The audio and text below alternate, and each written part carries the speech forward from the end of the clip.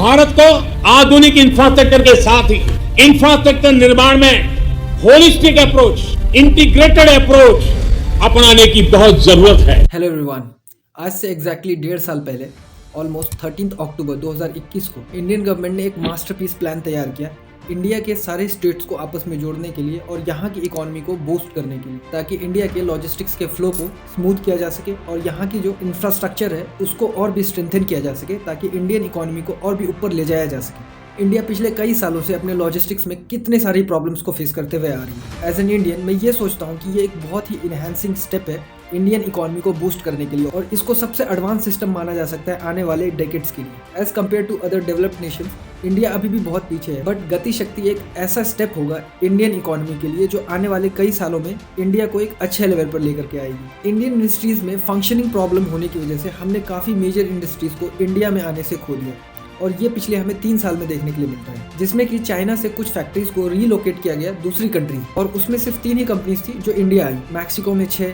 Thailand में 8, Taiwan में 11 और वियतनाम में 26 कंपनीज रीलोकेट हुई हैं चाइना से। इस प्रॉब्लम को ओवरकम करने के लिए इंडियन गवर्नमेंट ने एक मास्टरपीस प्लान तैयार किया, जिसको कि हम जानते हैं गति शक्ति प्लान के नाम से। इस वीडियो को शुरू करने से पहले हम 2 क्वेश्चंस पे मेजर फोकस करेंगे। इंडिया जैसी कंट्री जिसके पास की 1.4 बिलियन पॉपुलेशन है और यहाँ पे रिसोर्सेज की कोई भी कमी नहीं है, फिर भी वियतनाम और मैक्सिको जैसी कंट्रीज इंडिया से कैसे आगे जा रही है। और दूसरे क्वेश्चन में हम कवर करेंगे गति शक्ति मास्टर प्लान कैसे रिवोल्यूशनाइज करेगी इंडियन मिनिस्ट्रीज में होने वाले फंक्शनिंग को। दोस्तों, गति शक्ति के मास्टर प्लान को समझने से पहले हम यहाँ की प्रॉब्लम्स को समझेंगे कि इंडिया अभी कौन कौन से मेजर प्रॉब्लम्स को फेस कर रही है, जिसमें पहला प्रॉब्लम है कि किसी भी क्वालिटी इंफ्रास्ट्रक्चर को बिल्ड करने में इंडिया क्यों फेल कर जा रही है और इसको क्यों तेजी से बिल्ड नहीं किया जा रहा। फॉर एग्जाम्पल, इंडियन गवर्नमेंट ने बिहार में एक ट्रेडर को या एक बिजनेसमैन को फ्री जमीन दिया कि आप वहाँ पे इंडस्ट्री सेटअप करो। मान लो आप बिहार में चीपेस्ट लेबर होने की वजह से वहाँ पे एक फर्म स्टेब्लिश होगी, पर अगर वहाँ पे एक अच्छी हाईवे नहीं होगी तो उस इंडस्ट्री का सेटअप होना बेकार हो जाए, क्योंकि जब भी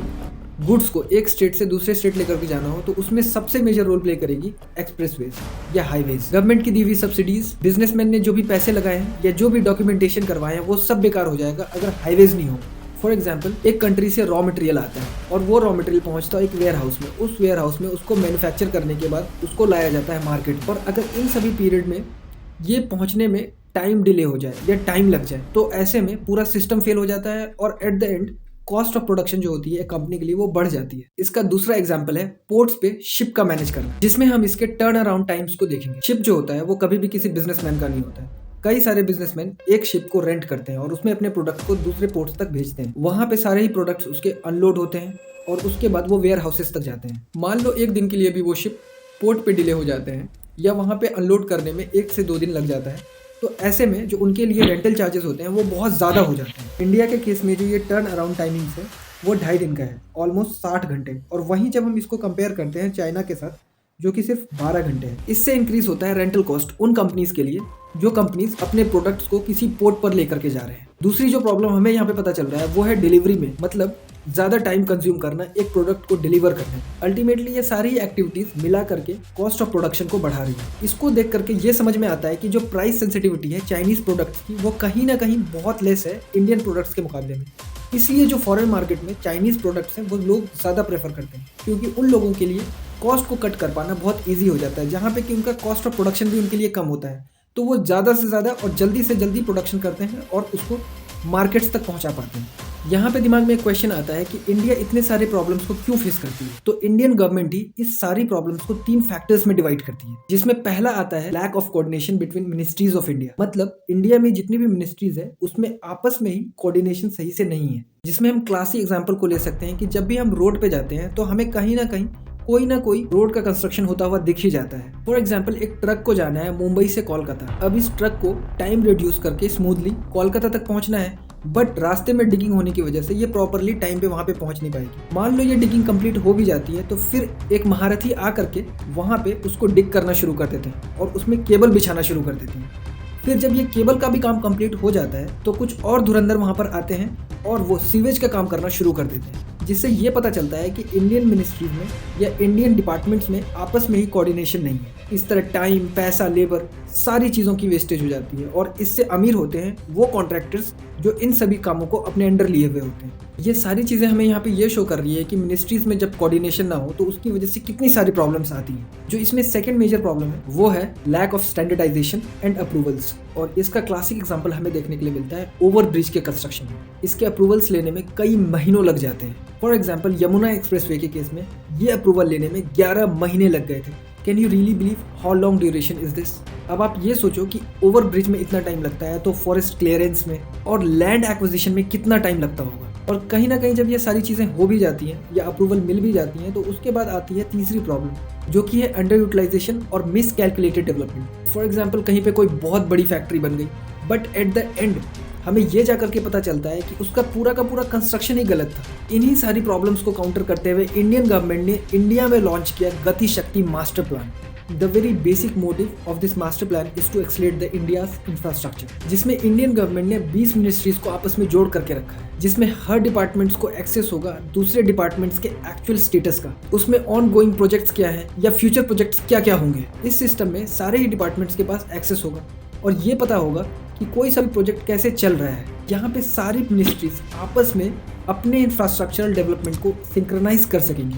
अब हम यहाँ पे ये समझते हैं कि ये जो सारी मिनिस्ट्रीज है ये इसको कैसे आपस में एग्जीक्यूट कर पाएंगे, जिसमें गति शक्ति मास्टर प्लान का पहला फोकस होगा perfect coordination and synchronised planning, जिसके लिए गवर्नमेंट ने इंट्रोड्यूस किया है सेंट्रल पोर्टल और ज्योग्राफिकल इन्फॉर्मेशन वाला एक सिस्टम, जिसमें सारी ही मिनिस्ट्रीज एक दूसरे मिनिस्ट्री से कॉन्टैक्ट कर पाएंगी, वो भी बहुत ही ईजिली।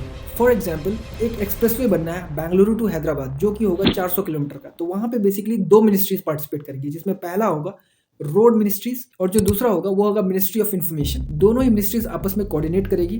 मिनिस्ट्री ऑफ इन्फॉर्मेशन आकर के पहले अपना केबल बिछा देगी और उसके बाद रोड इंफ्रास्ट्रक्चर आकर के वहाँ पे रोड बनाएगी। अब आप ये सोचो कि यही चीजें अगर पुराने वे से होती तो यहाँ पे ये होता कि पहले रोड बन जाता, फिर उसके बाद मिनिस्ट्री ऑफ इन्फॉर्मेशन वाले आकर के वहाँ पे केबल्स बिछाते, फिर उसको तोड़ा जाता, फिर कोई और काम होता और वहाँ पे सीवेज बनाया जाता है। बट गति शक्ति मास्टर प्लान में ये होगा कि पहले केबल को बिछाया जाएगा फिर रोड को बनाया जाएगा, तो इस तरह से कितने ही रुपए इंडियन गवर्नमेंट को बच जाएगा। दूसरी जो मेजर प्रॉब्लम सॉल्व करेगी यहाँ पे गति शक्ति मास्टर प्लान वो होगी fast approval of project planning and its efficiency. गति शक्ति मास्टर प्लान के अंडर में जो इंडिया में सारे लैंड्स हैं उसको एक सेंट्रल सिस्टम में लाया जा रहा है। इसके लिए state governments computerised land records को बनाना ऑलरेडी शुरू कर चुकी है। इसको समझने के लिए हम एक छोटा सा एग्जाम्पल का यूज करेंगे। मान लो दो बड़े सिटीज के बीच में 150 किलोमीटर का एक रोड कंस्ट्रक्शन करना है और उस 150 किलोमीटर के रोड कंस्ट्रक्शन के बीच में एक्चुअली 60 विलेजेस आएंगे। दोस्तों आप ये मान लो कि अगर एक सेंट्रल सिस्टम में सारे ही सिटीज का लैंड रिकॉर्ड रखा हुआ है तो वहां पर से किसी भी मिनिस्ट्रीज को उस लैंड रिकॉर्ड को एक्सेस कर पाना बहुत ईजी हो जाएगा। इससे होगा क्या, जो मिनिस्ट्रीज के पास जब ये डेटा अवेलेबल रहेंगी तो उनको टोटल रिक्वायरमेंट कितनी है उन सिटीज में लैंड की वो वहां पर से इजीली ट्रैक करके उसको ले लेंगे। और आप ये मान लो कि अगर उस पार्टिकुलर रीजन में कोई प्रॉब्लम आ रही है तो उससे मिनिस्ट्रीज उसको काउंटर भी इजीली कर पाएगी। और यहाँ से शुरू होता है गति शक्ति मास्टर प्लान का तीसरा मॉडल, जो कि है मल्टी मॉडल कनेक्टिविटी, जिसका सिंपल मतलब है दोस्तों कि more airports, more roadways and more ports. यहाँ पे मिनिस्ट्रीज के लिए कोऑर्डिनेशन बिल्ड करना बहुत आसान हो जाएगा। इस तरह से हजारों इंडस्ट्रीज जो इंडिया के होंगे वो आपस में एक दूसरे से कनेक्ट कर पाएंगे। फॉर एग्जाम्पल मुंद्रा पोर्ट से गोरखपुर में कोल लाया जाना है या आयरन ओर लाना है, इस सेंट्रल सिस्टम में सारी चीजें अवेलेबल होंगी कि कौन कौन से ऐसे ट्रांसपोर्ट के मीडियम होंगे। फॉर एग्जांपल जो टोटल ट्रैवलिंग डिस्टेंस है मुंद्रा पोर्ट से गोरखपुर का वो 1000 किलोमीटर का है, तो पहले 500 किलोमीटर तक ये ट्रेन से जाना है, उसके बाद इसको ट्रक से डिलीवर किया जाएगा अगले 300 किलोमीटर तक, फिर वहां से 200 किलोमीटर और ट्रेन से जाना है। तो इस तरह से इन सभी चीजों पे ट्रैक कर पाना बहुत इजीली अवेलेबल होगा ट्रेडर के पास। और इसके लिए जो ट्रेडर्स यूज करेंगे उसको कहेंगे यूलिप, जिसका मतलब है unified logistics interface portal. For example एक ट्रेडर को हिमाचल से सेब सप्लाई करना है बिहार में, तो आगे उसको बिहार में स्टोर करने के लिए कोल्ड स्टोरेज चाहिए। एक ट्रेडर को हैदराबाद से कोलकाता कुछ केमिकल को लेकर के जाना है, तो उसके स्टोरेज के लिए एक स्पेसिफिक टेम्परेचर चाहिए होता है। तो यूलिप में वो सारे ही वेयर हाउसेस होंगे जिसके डिफरेंट टेम्परेचर्स होंगे और आप अपने हिसाब से उस वेयर हाउस को सिलेक्ट कर सकते हो और आप अपने केमिकल को वहाँ पे इजीली स्टोर कर सकते हो। ये पोर्टल बेसिकली ट्रेडर्स को हेल्प भी करेगी बहुत सारी चीज़ों के डॉक्यूमेंटेशन कराने में और बहुत सारी परमिशंस दिलाने में उन ट्रेडर्स को। So this was the whole Gati Shakti master plan for our traders of India and this will definitely revolutionise the business ecosystem of India. अच्छी लगी वीडियो आपको? अच्छी लगी ना? तो करना, ये भी परेशान हो गए, हम भी परेशान हो गए, करो फिर।